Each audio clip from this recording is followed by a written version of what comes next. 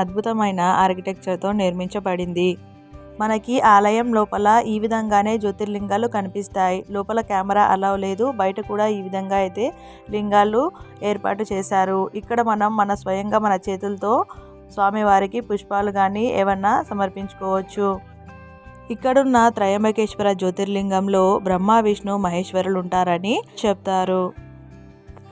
ముందుగా అయితే మనం ఇక్కడ నందిని దర్శించుకుంటాము, ఆ తర్వాత స్వామివారిని దర్శించుకుంటాము. త్రయంబకేశ్వరుడు అనగా సాక్షాత్తు ఆ పరమశివుడు. మీరు కూడా ఈ జ్యోతిర్లింగాన్ని దర్శించుకొని ఆ పరమశివుడి అనుగ్రహం పొందాలని ఆశిస్తున్నాను. వీడియో నచ్చినట్టయితే తప్పకుండా లైక్ చేయండి. ధన్యవాదాలు.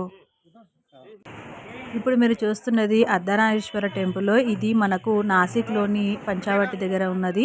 గోదావరి ఘాట్ అని కూడా పిలుస్తారు. ఇక్కడ సీతా గుఫ కూడా ఉంటుంది. అలాగే ఇక్కడ గోదావరి ఘాట్ లేదా గంగా ఘాట్ అని కూడా